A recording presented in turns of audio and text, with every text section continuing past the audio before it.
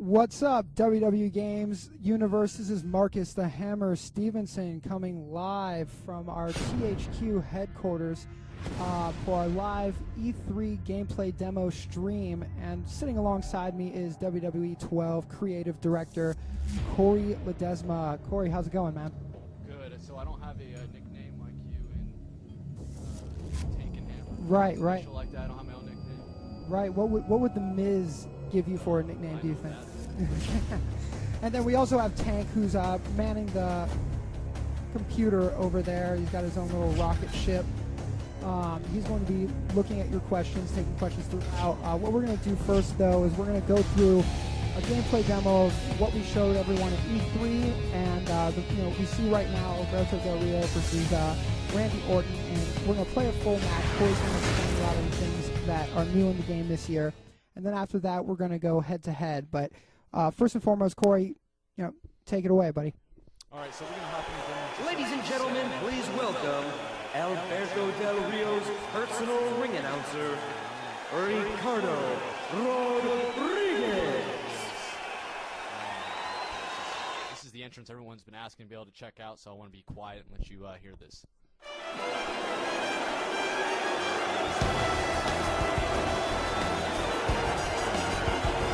Damas y caballeros, en el camino hacia el cuadrilátero, él es el hombre que le mete el terror a los corazones de todos sus oponentes, Alberto Del Rio.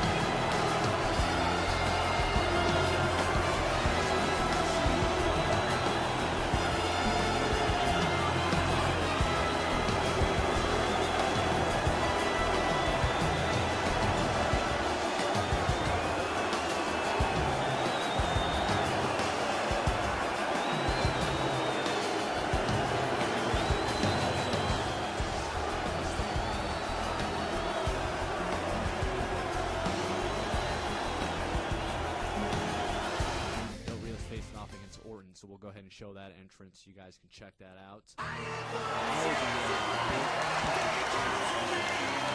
And his opponent from St. Louis, Missouri, weighing 245 pounds, is the World Heavyweight Champion, Randy Orton. As soon as we get those assets, we'll be able to plug them in. So we're working hard.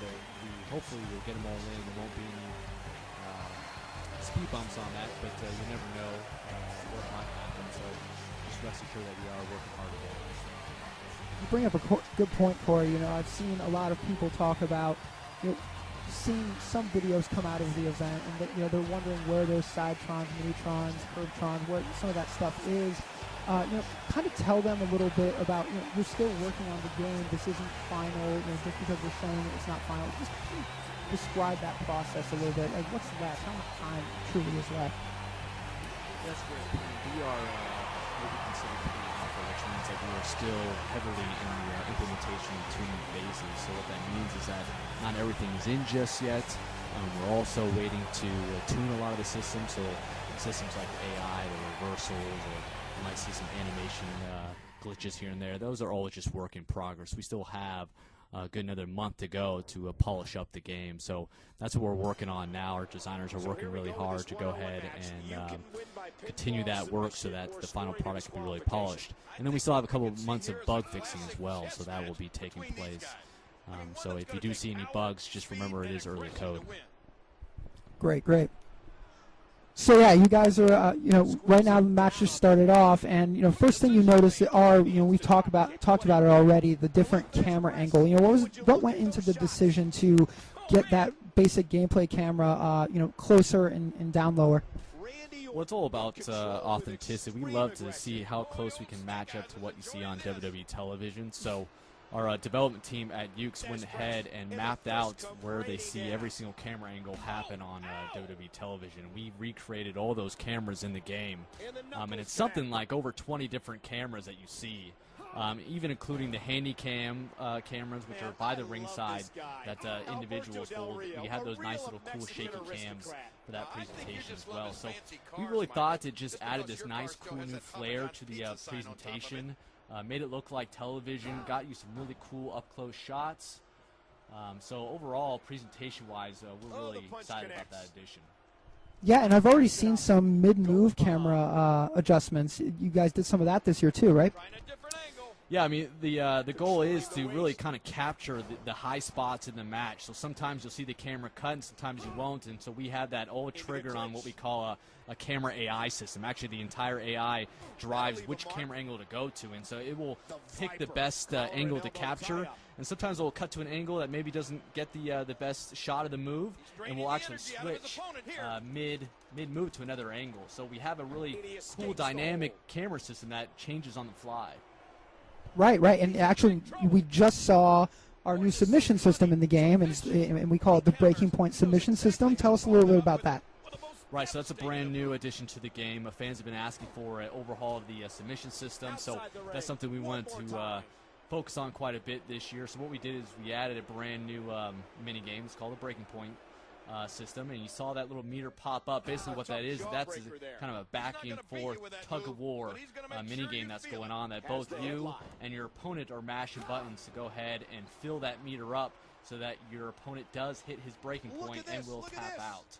Also, what's really cool and we're excited to add this year is the ability to crawl to the ropes. So for some particular breaking point submissions, ones that make sense, obviously, maybe it's a Boston Crab, you can go ahead and start to crawl towards the ropes using the left stick while you're mashing buttons. You almost have two different options to escape from the submission. And if you reach the ropes in time before the meter fills up, the referee will call for the rope break, and you will be able to break out of that. So that's a new addition. So we do have quite a few breaking point submissions in the game. And they're mostly tied to the bigger moves that you typically see someone tap out to. So not every single submission move will have a breaking point game in it. And he's more intelligent than we may and like I mentioned before, you can't interrupt, a third party can't interrupt the move, the breaking point submission, and break that submission so that another person, like your tag team member, whoever it is, can come up and break that.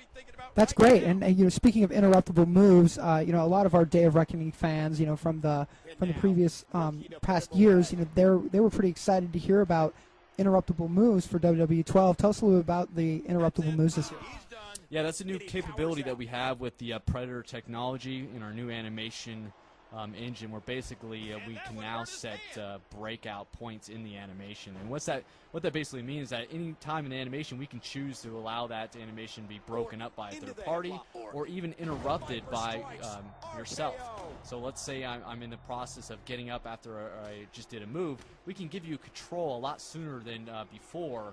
So you didn't have to go all the way to finish the motions when you stood up. We actually give you control a little bit earlier so you can start walking around, you can start doing other moves, and it gives you a little bit more control and responsiveness in the animation engine. So that's a brand new capability with the technology, and something that's really going to change multiplayer matches, obviously, because of the nature of being able to interrupt all these moves.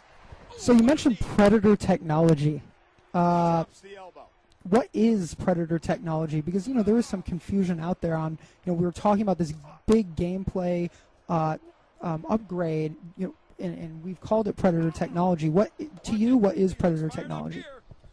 Predator technology is the name that we've come up with for basically this large overhaul that we did in the game, which is the new animation engine as well as the new renderer. And we kind of categorize that as Predator technology as one name to kind of simplify it.